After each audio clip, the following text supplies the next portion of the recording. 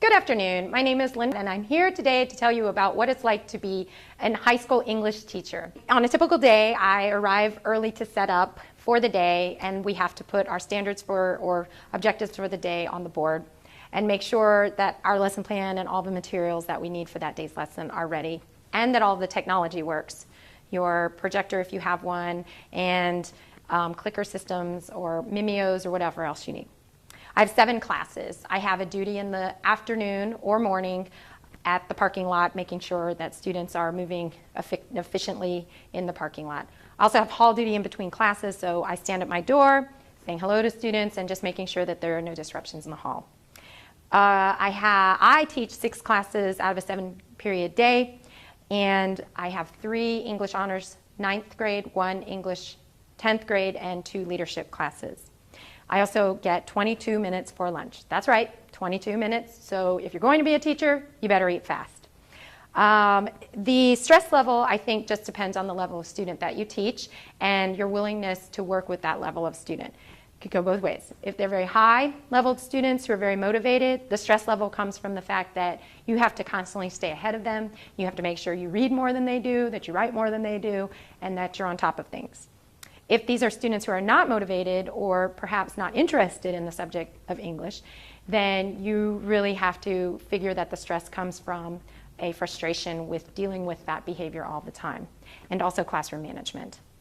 Extra things that I do outside of school: I am the student government sponsor, the inter-club council sponsor. I teach 2 classes of leadership, so we do everything from the freshman orientation program over the summer to homecoming week and the dodgeball tournament and so on. I think that English teachers should know that there are 4 levels of communication: reading, writing, speaking, and listening. And a lot of times English teachers have one preference: writing, or teaching literature. And actually you need all 4 to be an effective communicator, and that's really what English teachers should focus on. We know now that we should be teaching 30% fiction and 70% nonfiction, so recognizing that though you may love literature, that's not always necessarily the focal point for being an English teacher in high school. There's a lot of professional development, and you have to constantly be a learner, so you have to be willing to spend sometimes your own money and definitely your own time. For instance, English as a second language is a requirement for many states for English teachers, and so that can be upwards of 300 hours of extra certifications. I think that the elements that you should possess as a person: you should definitely love children. There's nothing worse to me than a teacher who doesn't like kids. And you should have patience and humor to laugh at yourself and your children because they are funny, and have flexibility. Something may not go the way that you planned, and so you have to be willing to accept that and learn from it and move on. You should also be organized and definitely have great classroom management, because you have to know what's going on in your classroom at all times, and that can be very difficult. As far as education, obviously you can go all the way to a PhD, but in terms of what normally teachers have today, it can range from a bachelor's in, for me, I guess I was dual major in English and social studies, but I went on to achieve national board certified, to be a national board certified teacher, and I also do something on the side. I am a consultant. And I think that the lesson there basically is that to constantly challenge yourself. So if you do want to go on and get your master's degree or whatever, especially if you're interested in one day leaving the classroom, becoming an administrator or a curriculum coordinator, those are very important. Do know that grad school is very expensive, and it may not pay for itself for a very long time. You also need to be aware that there are a lot of changes in the Common Core and the standards, and also very much be aware of the teacher evaluation system, and that you're going to be evaluated a lot by your administrators, and so you have to be open to feedback as to what you do well and what you need to work on, and that's going to help you be a better teacher. I like to learn about who my kids are, who my students are, their learning styles, their personal interests, their strengths, their weaknesses, even so much as to say how they develop. And I often think of kids as cakes that are baking, and especially in high school, I'm fortunate to see them for 4 years, 9th grade through 12th. So I have them in 9th grade and I watch them grow and develop. And many call me after they've graduated, before they're going off to college or to the military or whatever career that they're pursuing, and they just want to tell us how things are going. And then 10 years down the road, I'll run into them in the grocery store or in an airport, and that is just more fulfilling to me than any paycheck.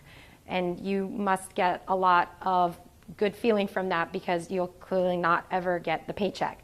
Also, the best, I think, has to do with the relationship that I have with my colleagues, and sometimes with your administrators, that I really love my colleagues, and that my colleagues support me and I support them, and that this is really a team, and that's the best case scenario. And always networking and looking for opportunities to get what you need, not just as an educator, but as a human being from your colleagues, and really seeing that you're all a team and you're helping all of these children to become successful adults. The worst, I think there happens to be more in the worst column, which would make you think that you wouldn't want to be a teacher, but the best is so wonderful that you really have to weigh out these elements of not being fulfilling. The grading is a lot. You spend hours and hours grading. And you don't necessarily have to, but as an English teacher, I think that it's really important to give honest feedback to students about their writing, most especially. They can't succeed or make themselves better if they don't understand areas that they need to improve upon. You have to write lesson plans, and you have to turn those in, and oftentimes you really have to be in touch with what it is that you're actually teaching, and more importantly, what is it that the student is actually learning. And that can be, again, very overwhelming and very time consuming. You have a lot of paperwork. There's individualized education plans, there's ESE plans, there's all kinds of meetings that you have, and certain people that you have to discuss professional documentation. The parents can be very challenging. They're coming from a place that they want their children to be successful, and oftentimes that does not always fare well with what you envision as being successful. So there's a miscommunication, and hopefully you'll work hard to communicate a lot with parents. And that there is always testing going on and evaluation, which in the future looks like it's going to be tied to our pay. So that's obviously a worst. You have to be on top of classroom management. It's time consuming. It is very, very strenuous. You cannot sit in your desk. You cannot expect for children to behave just because you said so. You must constantly have proximity with them and be a part of what's going on in your classroom. Finally, I have to tell you, it's very expensive to be an educator, because you end up spending money. And you spend money because you want your classroom to be successful, and oftentimes the money that you're allocated is not necessarily everything that you need to make your classroom successful. So just as a warning, do not spend all of your money, and if you do, make sure you keep your receipts, because all of that is tax deductible. I think as final advice, I really just want to hit on a couple of issues that maybe you haven't considered before. One is you really need to read a lot about what is going on in education, and you need to be realistic. You need to understand that there is a lot of controversy, and you need to put yourself out there with substitute experiences and volunteering and whatever would get you the most experience with the children and the grade level that you're actually going to work with, and definitely the subject matter that you're going to work with. Because if you come in and you have an expectation and it doesn't match what you thought was going to happen, you can be very disappointed, and we lose teachers because of that. There are a lot of great authors like Marzano who talk a lot about what makes a teacher effective. And we really, I think, have progressed. We understand now that we are a profession, and in order to be treated as so, we constantly have to keep ourselves educated. And so therefore, look for ways to learn about classroom management, about the way that children develop their minds, how their brains are constantly changing as they get older, their developmental needs, and what you might need to do as classroom management, how you organize your room, how you organize all of your materials, your schedule, your rituals, etc.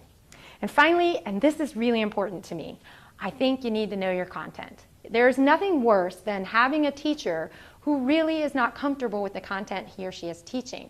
And I'm going to tell you, kids pick up on it really fast, and you lose credibility with them. And if you are not a credible teacher to them, chances are they're not going to respect you. So you should be an educated teacher. And I know a lot of teachers who didn't come into whatever classroom they were going to teach knowing everything there was to know about English, but they became learners and immersed themselves in everything there was to know about how to teach kids well and how to learn about the way that their kids developed, and that made them a lot more prepared, and the kids feel like those are credible teachers and they respect them a lot. Be yourself with your kids, and I think that that's really important. If you try too hard to separate yourself from them or the other, you're too close to them. Again, I think that changes the way that they respect you. You certainly don't need to be their best friend. I think it's a lot like parenting. You have to definitely have a presence that you are the teacher in the classroom, but also that you know about what else is going on in their lives besides the research papers that they write for you and the assignments, the homework that they do on a daily basis. So be aware of who your students are, and good luck being an English teacher.